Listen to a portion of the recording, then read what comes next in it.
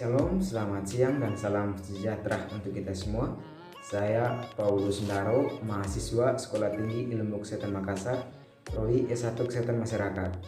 Kali ini saya memaparkan video penyuluhan terkait diare yang diberikan oleh Ibu Riamila SKM MKes, mata kuliah Komunikasi Kesehatan.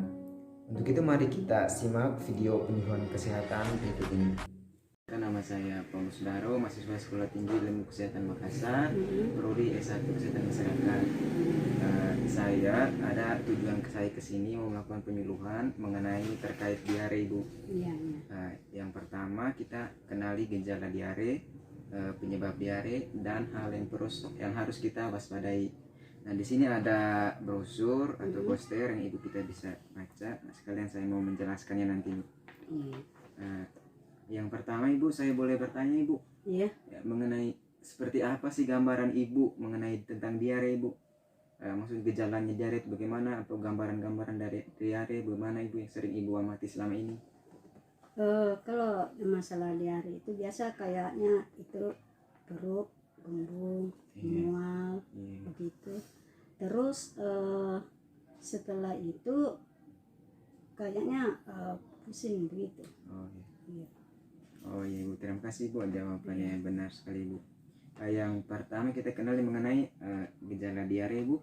Yang pertama itu frekuensi BAB atau banyaknya BAB, Bu, itu lebih dari 3 kali biasanya dalam sehari. Yang kedua tekstur fases atau bentuk dari permisi mengenai tai. Itu biasanya lembek, terus cair atau encer dan juga berair kalau BAB, Bu. Kalau saya itu biasa kayak tidak encer, tidak apa, pokoknya ya saja biasa-biasa begitu. Oh iya, Bu. Ya berarti untuk gejala-gejala diare, Bu, yang selalu yang berlebihan nih, Bu. Maksudnya kalau gejala diare itu yang encer berair untuk prosesnya. Iya, hampas begitu. Iya, gitu, Bu. Yang selanjutnya mengenai penyebab diare, Bu. Yang pertama ada beberapa penyebab diare. Yang pertama infeksi bakteri, virus atau parasit.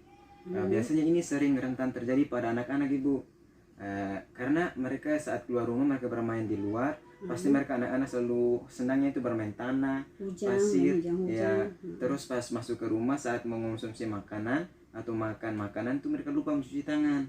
Nah, dari situlah kuman-kuman atau bakteri virus itu mereka terjangkit dalam tangan atau dalam kuku saat makan. Semua virus atau bakteri itu masuk semua dalam tubuh dan mereka berkembang dalam tubuh. Itu menyebabkan diare, Bu. Yang kedua, Ibu, ini malabsorpsi atau kelainan fungsi usus.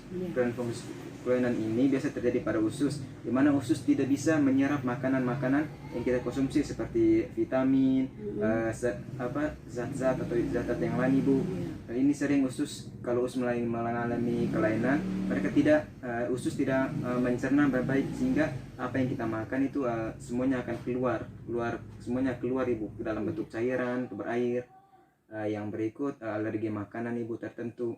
Biasanya tubuh tidak menerima makanan-makanan yang memiliki zat-zat yang berbahaya, sehingga mengalami kita bisa efek sampingnya itu. Kalau alergi makanan itu biasanya kita sakit perut, terus ada yang sampai demam, yang pada akhirnya menyebabkan diare, Ibu. Yang selanjutnya ada ini keracunan atau efek samping dari obat. Biasanya obat-obat yang kita konsumsi ada zat-zat yang tidak diterima oleh tubuh atau zat yang agak berbahaya, sehingga mengalami ketika kita mengonsumsinya dan tubuh tidak menerima zat-zat tersebut, ada efek samping tertentu, Ibu. Biasanya kita demam, terus sakit perut yang berlebihan sehingga menyebabkan diare yang berkepanjangan. Selanjutnya ada kekurangan air, terus kekurangan fasilitas sanitasi dan kekurangan asupan ASI. Biasanya ini sering terjadi pada kita semua, Ibu, sangat rentan terjadi. Diare ini dalam bentuk virus, bakteri sering suka sekali pada tempat-tempat yang kotor, tempat-tempat kotor seperti air-air yang kurang bersih, seperti itu, Bu. Yang berikut ada penurunan daya tahan tubuh. Penurunan daya tahan tubuh ini, Bu, biasa kita sebenarnya terjangkit virus ini atau bakteri mengenai diare ini, tapi karena daya tahan tubuh kita kuat, sehingga kita menangkis semua sistem kekebalan tubuh kita kuat, sehingga menangkis semua bakteri-bakteri ingin masuk dalam tubuh kita. Sebaliknya, jika daya tahan tubuh kita turun, itu semua bakteri-bakteri virus dengan senang dengan mudahnya mereka masuk dalam tubuh kita dan mengganggu kita saat proses pertumbuhan perkembangan kita. Iya. Yang selanjutnya, apakah dari penjelasan Ibu bisa paham atau belum? Kalau saya, Iya. seperti yang kamu bilang tadi itu memang betul, benar. Karena memang virus-virus itu di mana-mana sih, memang ada sih. Tapi kalau memang artinya kalau kita bisa melewatkan atau bagaimana, bisa juga tidak akan terjadi begitu. Iya. Ya. Iya, betul sekali Ibu. Selanjutnya Ibu ada bagaimana cara mencegah terkait diare ini Bu. Ada beberapa cara, karena ada pepatah itu Bu yang mengatakan mencegah lebih baik daripada mengobati. Iya. Ya, jadi cara untuk mencegah Ibu yang pertama mengenai pemberian ASI yang cukup. ASI cukup ini di mana untuk bayi sendiri Ibu, mereka tuh mendapatkan antibodi sistem kekebalan tubuh itu dari ASI ibu, karena ASI itu mengandung antibodi yang sangat banyak sehingga perlu dikonsumsi oleh bayi agar bisa menambah daya tahan tubuhnya agar penyakit-penyakit tidak dengan mudahnya masuk ke dalam tubuh mereka. Selanjutnya ada menggunakan air yang bersih. Nah, seperti yang saya jelaskan tadi Ibu di sini, di mana semua virus-virus, bakteri lebih suka ke tempat-tempat yang kotor, yang kurang bersih. Selanjutnya rajin mencuci tangan. Ini ada sangkut pautan dengan ini yang bakteri yang penyebab pertama, itu di mana anak-anak kurang lupa mencuci tangan. Begitupun dengan kita yang orang dewasa, kadang-kadang lupa untuk mencuci tangan, sehingga virus-virus yang ada pada tangan berkembang dalam tubuh kita sehingga menyebabkan diare. Selanjutnya menggunakan zaman. Biasanya ini kita anak-anak kecil yang terkadang orang-orang atau anak kecil maupun orang dewasa, mereka yang terjangkit diare, mereka pas membuang fasesnya tidak pada tempatnya atau pada toilet atau WC kamar mandi, tapi mereka buang ke luar ke tempat-tempat yang sembarangan Ibu, seperti dalam pasir, dalam tanah. Nah, di sini anak-anak juga mereka saat bermain otomatis mereka akan menggali pasir tanah tersebut. Main tanah begitu. Sehingga terjangkit pada tangannya dan lupa makan, di situ akan menyebabkan diare. Selanjutnya untuk mengobatinya ada Oralit. Biasanya Oralit ini sekarang sudah ada di puskesmas, di apotek-apotek terdekat, di rumah sakit, di warung-warung. Tetapi jika daerah atau rumah kita ketika kita terkena diare dan rumah yang kita tinggali jauh dari warung-warung, apotek, kita bisa melakukan cara yang sederhana Ibu untuk mencegahnya atau untuk mengobatinya. Yang pertama itu kita bisa siapkan 200 ml air bersih dan hangat. Yang kedua, siapkan 1 sendok teh gula pasir. Yang ketiga, siapkan 1/4 sendok teh garam. Nah, jika bahan-bahan ini sudah siap, kita larutkan ke dalam air hangat yang sebanyak 200 ml air. Terus ketika semuanya sudah tercampur, terlarut, kita bisa langsung konsumsinya Ibu, langsung sajikan konsumsinya.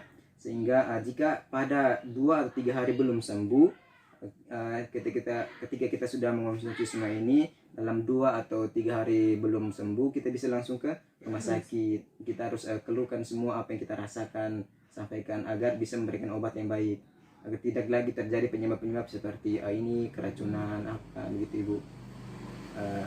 Mungkin itu yang saya sampaikan. Mungkin dari Ibu ada yang ingin sampaikan mengenai pertanyaan atau tambahan mengenai Ibu yang paham selama ini.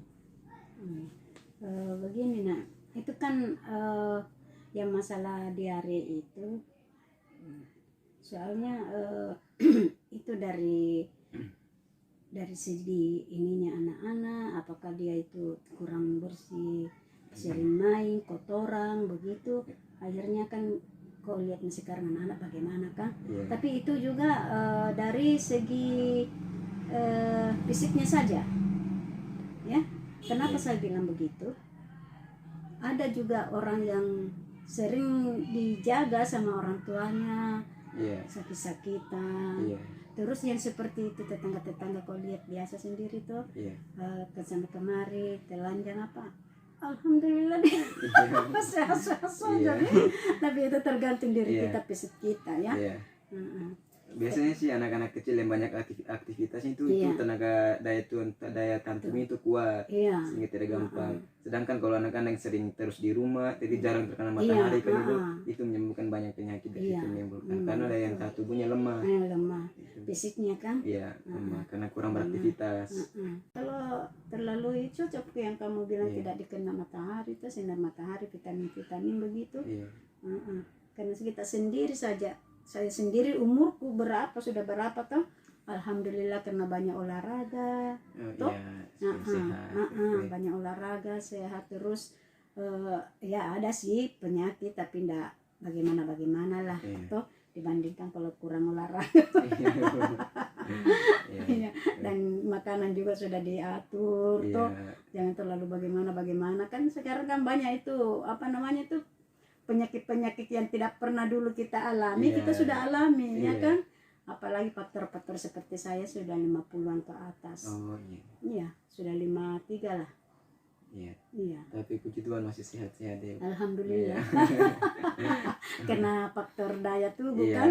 karena pola Pola makan juga makannya juga terjaga. diatur. Selanjutnya Ibu saya terima kasih dan juga minta maaf karena sudah mengganggu waktunya Ya, Ibu. memang harus begitu toh. Oke.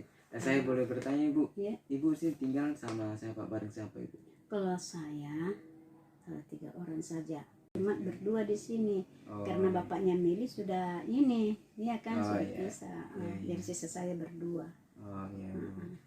Berarti Ibu pas juga saya menjelaskan mengenai ini dari diare, Ibu bisa terapkan nanti di rumah atau di mana gitu, jaga kesehatan, air yang bersih. Iya. Mungkin ada ponakan Ibu datang, keluarga Ibu datang berkunjung, bisa tersehatkan. Kalau mereka sehat kita juga senang. kan? Iya betul. Iya.